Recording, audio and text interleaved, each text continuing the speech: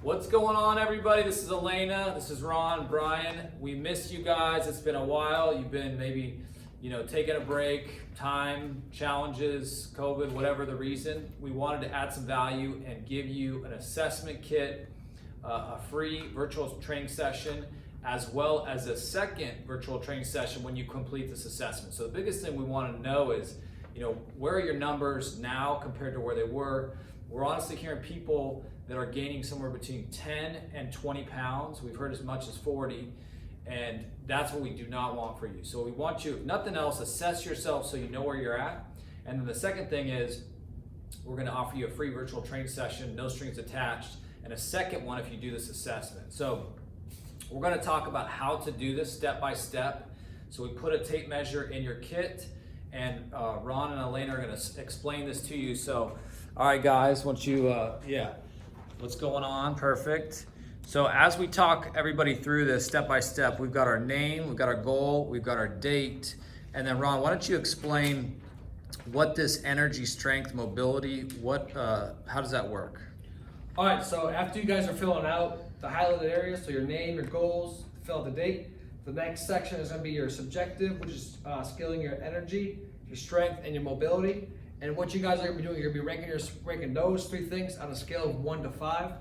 5 is being the highest, 1 is being the lowest. So depending on how you are feeling that day, just give yourself a rating on 1 to 5. So if your energy is feeling like a 3, write down a 3. Strength, if you're feeling pretty strong, write down 4 or 5, anywhere from 1 to 5. And then your mobility, similar thing to your flexibility. If you're not feeling super tight, or you're feeling kind of tight, or you're feeling pretty loose, write down any number from 1 to 5 in that highlighted box there as well. So for clarity, 1 is someone that's very tight, their strength is low, energy is low.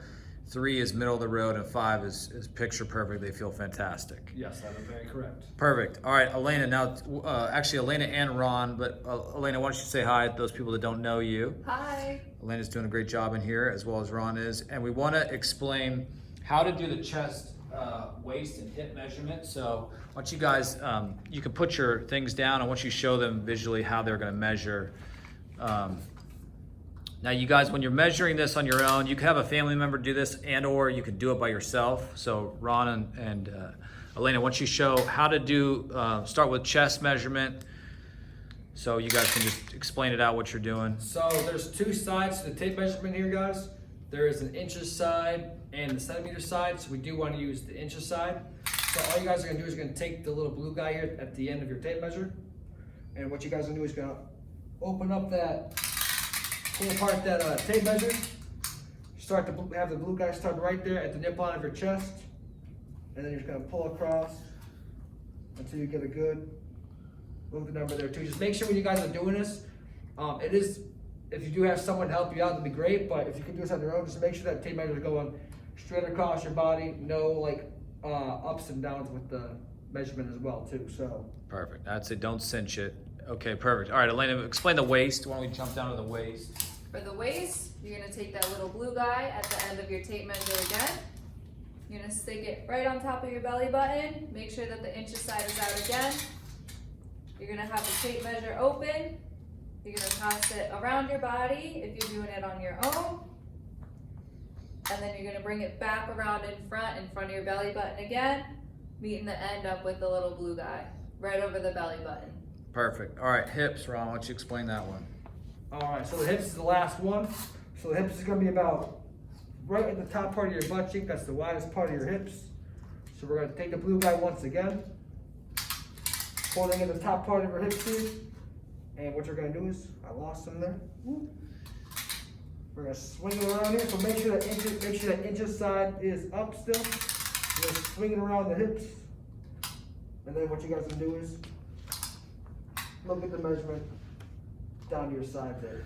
Good. And so write those numbers down, guys and gals, and notice too, in terms of, female, male, you're looking for the largest size of the glute. So it may be slightly different between Ron and between Elena. That's normal, but you want to get the max number. And then the last one is scale weight.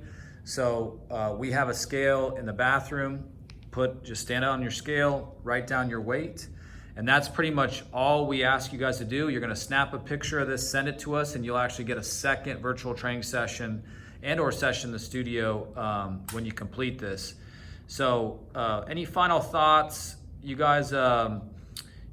What's some feedback people are saying about virtual? And what's interesting from my perspective is I'm hearing clients that initially said, I don't want to do virtual, and they love it now.